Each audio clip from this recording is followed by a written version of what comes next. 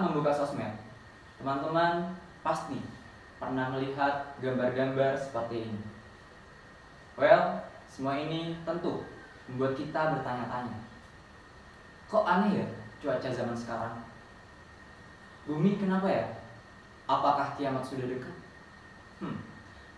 Saya mungkin punya jawabannya. Semua gambar yang kita lihat barusan disebabkan oleh peristiwa yang pasti sudah sering kita dengar. Ya, perubahan iklim. Assalamualaikum warahmatullahi wabarakatuh. Selamat pagi dan selamat datang di seminar saya. Saya Danu Fahri Janatan. Saya merupakan mahasiswa aktif Teknik Industri Universitas Diponegoro. Saya aktif di beberapa kegiatan keorganisasian, seperti dapat dilihat pada layar, himpunan mahasiswa, dan forum studi teknik. Di sini saya akan sedikit sharing terkait materi tentang perubahan iklim. Menurut PBB, perubahan iklim adalah perubahan suhu dan pola cuaca dalam jangka panjang. Perubahan tersebut terkadang terjadi secara alami, namun sejak tahun 1800-an, aktivitas manusia telah menjadi penyebab utama dalam perubahan iklim, terutama pembakaran bahan bakar fosil yang menghasilkan gas yang memerangkap panas dan menyebabkan pemanasan global.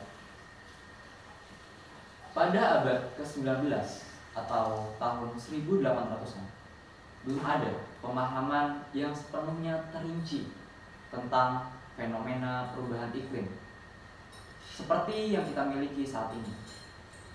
Namun demikian, ada beberapa catatan dan bukti historis yang menunjukkan bahwa ada variasi iklim pada periode tersebut. Pada awal abad ke-19, dunia mengalami periode yang disebut sebagai Little Ice Age atau zaman es kecil.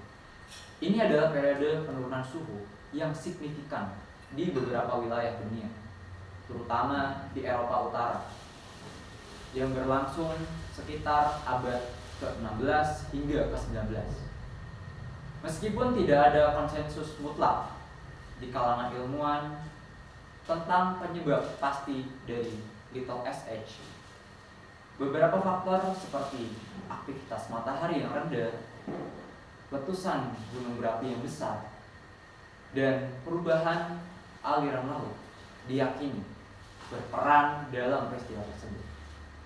Di tahun 1800-an, efek dari revolusi industri juga mulai dirasakan dengan peningkatan signifikan dalam penggunaan bahan bakar fosil dan pelepasan gas rumah kaca, seperti yang kita kenal adanya karbon dioksida ke atmosfer.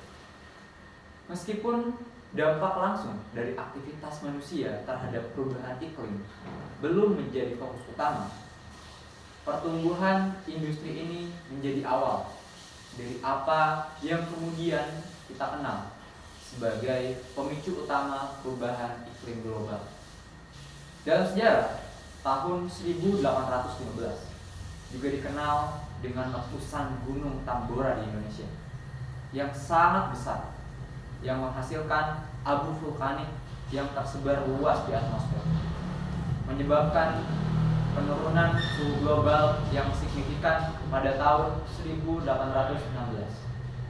Tahun ini sering disebut sebagai tahun tanpa musim panas, karena suhu yang sangat rendah menyebabkan gagal panen di banyak wilayah dunia. Secara keseluruhan, meskipun pemahaman tentang perubahan iklim pada tahun 1800 masih terbatas, ada beberapa peristiwa penting yang mempengaruhi iklim pada periode tersebut, baik secara alami maupun sebagai dampak awal dari aktivitas manusia yang semakin mempengaruhi iklim global. Kita mungkin sering abai dan sudah bosan dengan topik pemanasan global karena tidak menimbulkan permasalahan yang berarti bagi kehidupan pribadi kita.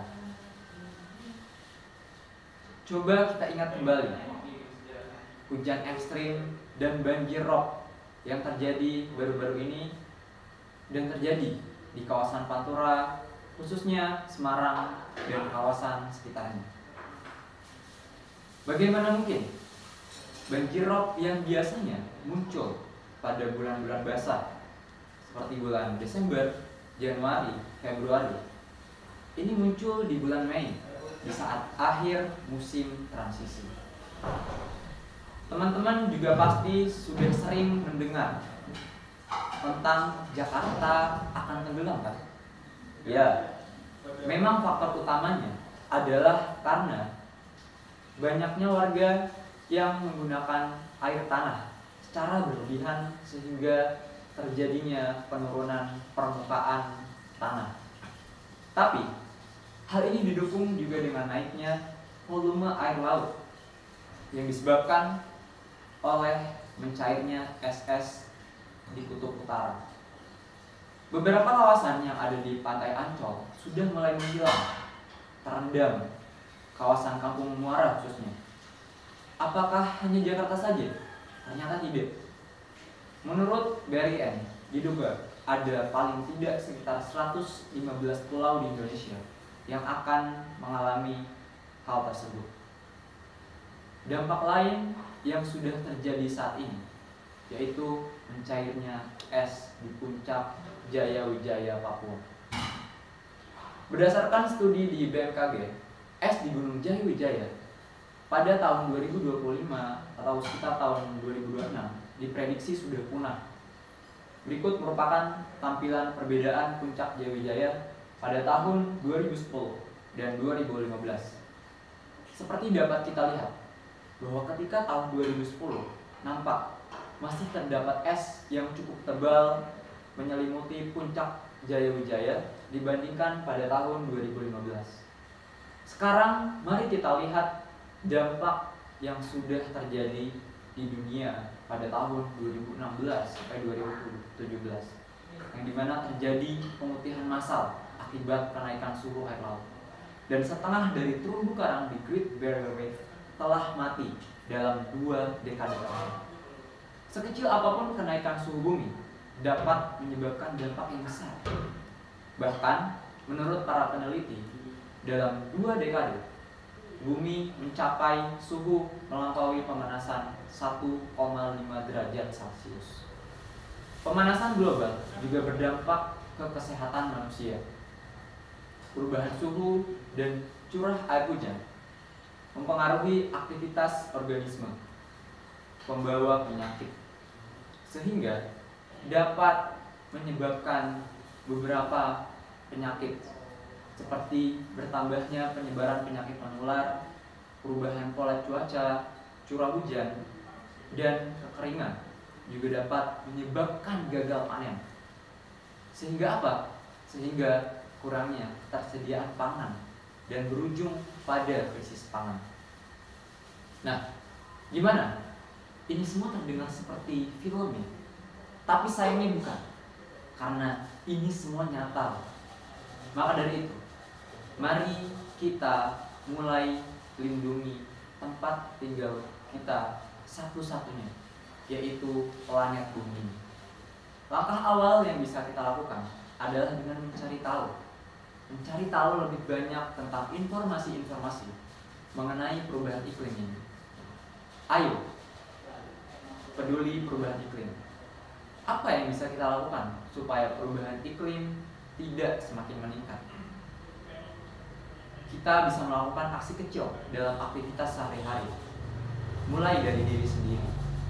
Kita bisa beralih dari penggunaan kendaraan bermotor atau bermobil pribadi ke kendaraan umum seperti bis, kereta, bersepeda, atau berjalan kaki. Mengurangi penggunaan plastik sekali pakai dengan membawa tas belanja sendiri, atau juga bisa juga memakai tumbler daripada menggunakan botol plastik sekali pakai. Mengganti penggunaan tempat makan styrofoam dengan tempat makan yang bisa dipakai berulang-ulang, menghemat penggunaan energi listrik di rumah dan kantor, dengan cara mematikan alat elektronik saat tidak dibutuhkan lagi, serta menghindari membakar sampah dan membuang sampah pada tempatnya dengan memilah sampah sesuai jenisnya. Langkah serius merupakan langkah yang menggunakan kembali benda-benda bekas seperti botol plastik atau kantong plastik, dan kemudian kita juga bisa melakukan recycle. Recycle adalah kegiatan mendaur ulang barang yang sudah tidak terpakai menjadi berguna kembali, seperti mendaur ulang kertas dan plastik menjadi barang yang bermanfaat. Inilah aksi sederhana yang bisa kita lakukan untuk mengurangi perubahan iklim. Bila dilakukan konsisten setiap waktu, akan menjadi kebiasaan baik dan bagian dari diri kita, dan secara tidak langsung juga bisa mengajak orang-orang di sekitar kita untuk melakukan hal yang sama. Semoga apa yang kita lakukan bisa membawa dampak untuk kebaikan bumi kita bersama-sama. Kita bisa melakukan perubahan untuk bumi yang lebih baik untuk masa depan kita dan generasi berikutnya. Sekian presentasi dari saya. Terima kasih. Assalamualaikum warahmatullahi wabarakatuh.